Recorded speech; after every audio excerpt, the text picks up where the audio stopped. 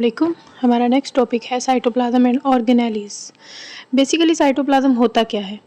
जितने भी सेल्स हैं उनमें जो है वो तीन चीज़ें ज़्यादातर देखने को मिलती हैं। एक उनकी प्लाज्मा मेम्ब्रेन, ठीक है, दरमियान में जो है वो न्यूक्लियस होता है और यहाँ पर ये जो खाली स्पेस सी है यहाँ पर पानी सा भरा हुआ होता है।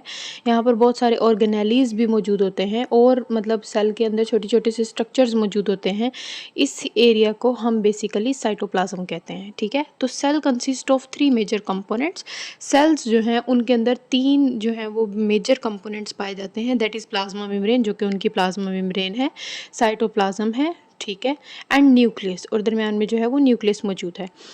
Cytoplasm is semi viscous. Viscous basically कहते हैं गाढ़ेपन को, ठीक है। सेमी का मतलब होता है आधा, मतलब ना बहुत ज़्यादा गाढ़ा है ना बहुत ज़्यादा जो है वो पतला है, ठीक है।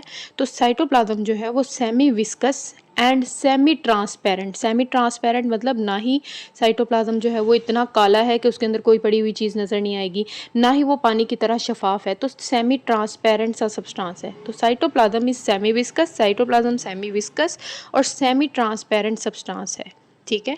उसके अलावा इसकी अकरेंस, हमारे पास दो किस्म के सेल्स हैं, एक है यूकैरियोटिक सेल्स और एक है प्रोकैरियोटिक सेल्स।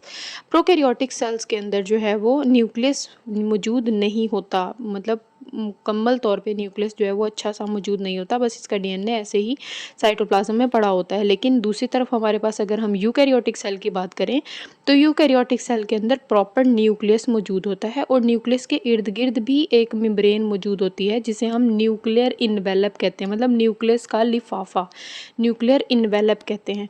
तो यूकैरियोटिक सेल के अंदर न्यूक्लियर इन्वेलप से लेकर प्लाज्मा मेम्ब्रेन तक जो भी बीच में जो चीज़ पड़ी हुई है वो सारी क्या होगी? साइटोप्लाज्म। लेकिन प्रोकैरियोट के अंदर यहाँ पर न्यूक्लियस जो है वो अलग से मौजूद है ही नहीं, तो यहाँ पर पूरा जो है वो न्यूक्लियस जो है वो साइटोप्लाज्म के अंदर ही पड़ा हुआ होता है, ठीक है। तो इन यूकैरियोटिक सेल्स के अंदर it is present between plasma membrane and nuclear envelope. Cytoplasm जो है वो प्लाज्मा मेम्ब्रेन और न्यूक्लियर इन्वेलप के दरमियान में मौजूद होता है। एंड इन प्रोकैरियोटिक सेल्स, और प्रोकैरियोटिक सेल्स में it covers all space beneath the plasma membrane. Plasma membrane के अंदर की जितनी भी स्पेस है वो सारी जो है वो क्या होती है? वो साइटोप्लाज्म कहलाती है। और इसी साइटोप्लाज्म के अंदर ही यहाँ पर न्यूक्लियर मटेरियल जो भी प्रोकैरियोटिक सेल का होगा वो यहाँ पे पड़ा हुआ होगा, ठीक है। उसके बाद साइटोसोल। साइटोप्लाज्म के अंदर जो पानी पानी सा मटेरियल होता है, एक्वस मटेरियल जो होता है, उसे हम बेसिकली साइटोसोल कहते हैं, ठीक है। बेसिकली हमारे पास जो सेल है, सेल के दरमियान में न्यूक्लियस है, यहाँ पर जो है वो हमारे पास साइटोप्लाज्म है। इस साइटोप्लाज्म के अंदर कुछ गाढ़ा गाढ़ा सा पानी पानी सा मौजूद है, तो उस पानी को बेसिकली साइटोसोल कहते हैं। Cytoplasm consist of aqueous ground substance. Cytoplasm के अंदर एक्वस कहते हैं पानी को, पानी सा मटेरियल जो है वो इसके अंदर मौजूद है, वो पानी सा मटेरियल क्या कहलाता है? साइटोसोल कहलाता है, called cytosol. Cytosol contain a variety of organelles, और यहाँ पर इस साइटोसोल में ही बहुत सारी ऑर्गेनेलीज आपके पास पड़ी हुई होती हैं। राइबोसोम होता है, गोल्गी ऑपरेटस होता है, लाइसोसोम होता है, माइटोकॉन्ड्रिया होता है, इस तरह की बहुत सारी चीज़ें जो है वो यहाँ पर पड़ी हुई होती हैं। Cytosol contain water. साइटोसोल के अंदर पानी होता है, इन विच जिसमें many organic and inorganic salts are completely और पार्शियली डिजोल्व। साइटोसोल के अंदर बहुत सारे केमिकल रिएक्शंस करवाने होते हैं, ठीक है। तो बहुत सारे केमिकल रिएक्शंस यहाँ पर होने होते हैं, इस वजह से इनके अंदर इनऑर्गेनिक और ऑर्गेनिक दोनों किस्म के सॉल्ट्स या तो कम्प्लीटली तौर पे हल हुए हुए होते हैं या फिर जो है वो कुछ जगह जगह पर ऐसे ऐसे बगैर हल हुए पड़े हुए होते हैं, ठीक है। साइटोसोल कंटेन, साइटोसोल में वाटर होता है, इन विच मैनी ऑर्गेनिक, इसमें बहुत सारी ऑर्गेनिक चीज़ें जैसे कि प्रोटीन्स हो गई, कार्बोहाइड्रेट्स हो गए, लिपिड्स हो गई, ठीक है। एंड इनऑर्गेनिक सॉल्ट्स, और इनऑर्गेनिक सॉल्ट्स भी मौजूद होते हैं, आर कंप्लीटली तौर पर और पार्शियली डिजोल्व या फिर आधे डिजोल्व हुए पड़े हुए होते हैं। इसमें पर जो है वो एनिमल सेल की एक डायग्राम बनाई है जिसमें जो है वो ये वाज़ह हो सके कि साइटोप्लाज्म जो है वो मौजूद है और डिफरेंट ऑर्गेनेलीज दिखाए गए हैं, ठीक है। तो ये बाउंड्री है जिसे हम क्या कह रहे हैं? प्लाज्मा मेम्ब्रेन, ठीक है। ये दरमियान में ये जो बाउंड्री है ये बेसिकली हमारे पास है न्यूक्लियस, और न्यूक्लियस के इर्द गिर्द भी एक गुलाफ होता है जिसे हम न्यूक्लियर इन्वेलप कहते हैं। ये गुलाफ है इस न्यूक्लियस का जिसे हम न्यूक्लियर इन्वेलप कह रहे हैं, और इस न्यूक्लियर इन्वेलप के ऊपर भी बारीक बारीक से सुराख होते हैं जिसे न्यूक्लियर पोर कहा जाता है। ठीक है। उसके अलावा न्यूक्लियस के अंदर भी एक और चीज़ होती है जिसे हम न्यूक्लियोलस कहते हैं। बेसिकली इसको हम न्यूक्लियस वाले चैप्टर में जो है न्यूक्लियस वाले पॉइंट में डिस्कस करेंगे डिटेल में। तो यहाँ पर और कुछ ऑर्गेनेलीज आपको दिखाए हुए हैं जैसे कि माइटोकॉन्ड्रिया मौजूद है, गोल्गी ऑपरेटस मौजूद है, लाइजोसोम मौजूद है, साइटोस्केलेटन है, सेंट्रोसोम है, राइबोसोम है। ये सारे जो हैं वो ये कहाँ पर मौजूद हैं? ये साइटोप्लाज्म में मौजूद है। हमने कहा cytoplasm, plasma membrane, nuclear envelope के दरमियान का जो एरिया होता है उसे हम क्या कहते हैं? साइटोप्लाज्म कहते हैं। साइटोप्लाज्म के फंक्शन डिस्कस कर लेते हैं। Cytoplasm provide space for proper functioning of organelles. Organelles को रहने की जगह साइटोप्लाज्म है। ठीक है, देखिए साइटोप्लाज्म के अंदर ही ऑर्गेनेलीज पड़े हुए हैं, तो स्पेस देती है साइटोप्लाज्म जो है ना वो ऑर्गेनेलीज को। और उसके अलावा ताकि वो स्पेस प्रोवाइड करती है ऑर्गेनेलीज को, ताकि ये जो ऑर्गेनेलीज हैं ये अपना अपना काम इजीली सरअंजाम दे सकें। जैसे माइटोकॉन्ड्रिया को अपना काम है वो यहाँ पर रह के कर सकता है आराम से, राइबोसोम अपना काम करेगा, सेंट्रोसोम अपना काम करेगा, साइटोस्केलेटन अपना काम करेगा, गोल्गी ऑपरेटस यहाँ पर रहते हुए अपना काम करेगा। तो साइटोप्लाज्म जो है वो एक स्पेस प्रोवाइड कर रही है, एक जगह प्रोवाइड कर रही है ऑर्गेनेलीज को, ताकि उनको प्रॉपर फंक्शनिंग में हेल्प हो सके, प्रॉपर फंक्शनिंग वो कर सके। ठीक है। उसके अलावा cytoplasm act as a site for biochemical reactions.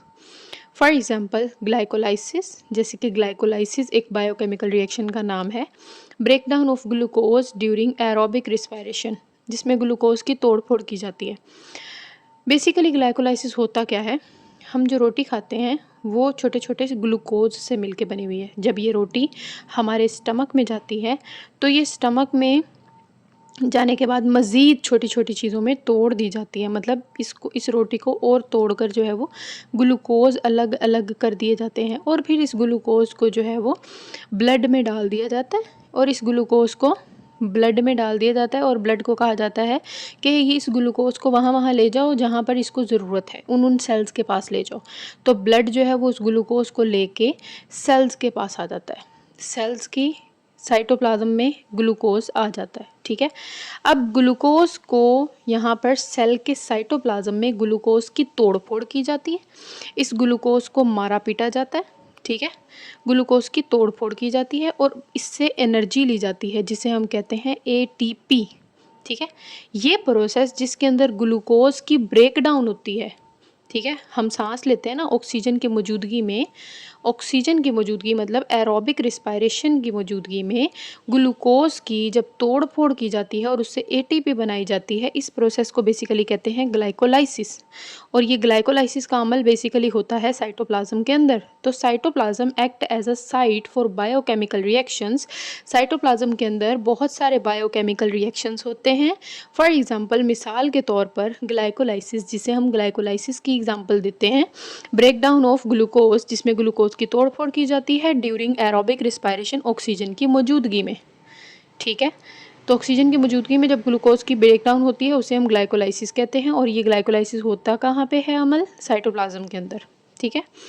उसके बाद हमारा पॉइंट है cell organelles. Basically cell organelles होते क्या हैं? सेल के अंदर मौजूद ही छोटे छोटे स्ट्रक्चर्स को जो है वो हम सेल ऑर्गेनेलीज कहते हैं। Cytoplasm contain discrete structure. Cytoplasm के अंदर बहुत सारे जो हैं वो मुकम्मल स्ट्रक्चर्स मौजूद हैं जिनका अपना अपना काम है, which are specific for cellular functions.